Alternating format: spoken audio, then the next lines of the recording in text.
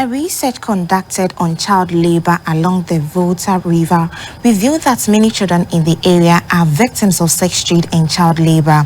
This necessitated a seminar at Pando in the Volta region, where agricultural sector players in the region were exposed to the dangers of involving children in their occupations. Child labor remains one of the major forms of abuse against children in Ghana. Though child labor is prevalent in various industries in Ghana, it is more common and riskier in fishing communities where children are exposed to the danger of drowning. Boat propelling, hauling of nets, sorting of fish, and diving into the water to disentangle fishing nets are some of the tasks assigned to children. Aside from the danger of losing their lives, they work long hours with little or no pay. They are deprived of sleep. At a training session on decent work, stakeholders were entreated to work without child labor. Out of the 100% of the child labor that was identified in Africa, the whole world, 72% is in agriculture. So when agriculture decides that we can have agriculture without child labor, which is my slogan, it means extension agents and the community people will work together and will address 70% of child labor in agriculture. And that is what must be tackled. The Deputy General Secretary of the General Agricultural Workers Union, GAU, Mr. Andrew Tego, spoke about measures put in place to ensure decent work in the agricultural sector. There's a community child protection committee in place, and the chiefs and the people are working. That people who are trafficked into the community do not get involved in activities that can be described as a child labor. And we think that agriculture, including fishing, including horticulture, both fishing inland canoe and fishing in marine in Ghana, is possible without using our children's sweat, without the use of our children's blood. Children have specific work that they can do, and they must be allowed to do that. The training was organized by GAU of TUC in partnership with the Danish Trade Union Development Agency. World Braille Day is observed globally on January 4 to draw attention to the importance of Braille as a means of communication for the blind and visually impaired people. Despite the advance of new technologies and systems, visually impaired and blind people still face significant challenges in leading an independent life. The organization estimates that some 2.2 billion people globally are blind or have low vision. Louis Braille, a Frenchman who was blind after a car accident at a young age, invented the Braille writing system to promote literacy among visually impaired persons. Before the system was developed, the Howie system, a Latin system designed on thick paper or leather, was used. However, this method only allowed people to read and not write. Due to its technical limitations, Braille created a user-friendly system that used codes consisting of symbols written on raised dots. People could use this system by touch to recognize the Braille code and continue their communication. As the world marks Braille Day, organizations such as the Jehovah's Witnesses are considering resources available to people around the world who are blind or have low vision. More than 45 kilometers of the Kumasi-Accra highway is being dualized to improve traveling time and also help reduce accidents on the stretch. The project, financed by the government of Ghana, cost 1.9 billion cedis and is being executed by 8 local construction firms. The Minister for Roads and Highways, Mr. Kwesi Amoako-Attah, was at the project site to inspect ongoing works. Into 4 lots. Each lot, which is a dual carriageway, has 2 construction firms working to ensure efficiency, cost effectiveness, and timely delivery. From Kumasi, the first lot, known as the Konongo Bypass, involves over 13 kilometers from Ohene Nkwanta to Yakwe, which began in August last year and is expected to be completed within 36 months. During an inspection tour of the project sites by the Minister for Roads and Highways, Mr. Kwesiamu Akwata, it came to light that one major challenge being encountered by the contractor is larger swampy areas compared to the initial projection. The engineer, Mr. Kwabno Usodiomi, said the project would be delivered if the government sustains its financial commitment. If you do not have any problems in terms of payment, which I do not believe, because so far the government has done well in ensuring that at least some amounts are paid to the contractor. We were given an advance mobilization loan in full, which the contractor has utilized on what you have seen. We prepared an IPC, which is receiving urgent attention. I'm sure the contractor will get some payment. And if you get money for work done, I will assure you that we will finish even before the 3 years. The minister and his engineers also inspected progress of work on the 3 other lots. These include the Enyinem bypass with a project duration of 24 months from June 2023 when actual work began. The team also assessed the Isiakwabonsu Osino bypass, which is being jointly built by First Sky Limited and Jasmo Construction Company Limited. This lot involves the construction of a number of overpasses and major concrete bridges over water bodies including Supong, and is to be delivered in 30 months. A major challenge here, according to the contractors, is a small-scale mining site.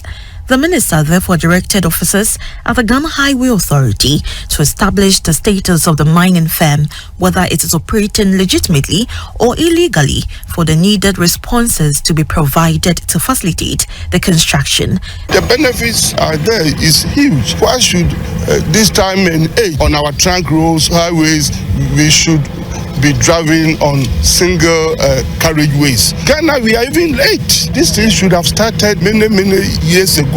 That's why we continue to witness, fatal accidents on our roads. That is why for the past 7 years, throughout the country, under President Akufo-Addo's government, all trunk roads are being dualized. Away from Kumasi, the Cape Coast Castle recorded a little over 97,700 tourists visit to the facility in 2023. The figure is the highest ever recorded by the facility in decades. Officials at the castle are excited that over 70% of the number that visited the castle in 2023 are domestic tourists, an indication that Ghanaians, especially adults, are showing interest in embracing tourists. The Cape Coast Castle remains one of the most patronized tourist facilities in Ghana. It is also patronized by foreign tourists, particularly people of African descent. In the past, concerns were raised about the low interest and patronage of the facilities by Ghanaians. Now, efforts to whip up interest and encourage domestic tourism seem to be yielding results. You're still watching News Are Live on GBC News. It is common to hear people say, even birds don't work but eat. That is arguable. Of course, God provides, but all living things, including birds, have to work hard to be able to feed. In the following story, we will share with you how the kingfisher gets his food. The kingfisher, a rare and very lucky bird, that is one of the selected number that can go underwater and come back alive. Catching fish from water is deadly for many birds, but not for the kingfisher, a beautiful bird always dressed in designer clothes. Its feathers are always bright. As the name implies, kingfishers are master fishermen and women and expert divers. You'll be right to say they shop underwater. Sometimes, looking for food is an uphill task. So it is not completely true that birds don't work but feed. Usually when a bird's feathers are wet, it loses its aerodynamic properties and therefore finds it difficult to fly. It has to wait to dry off before flight resumes. 2023 was a mixed bag for Ghanaian traders. The removal of benchmark values at the port, high cost of credit and inflation pressures worsened the plight of traders.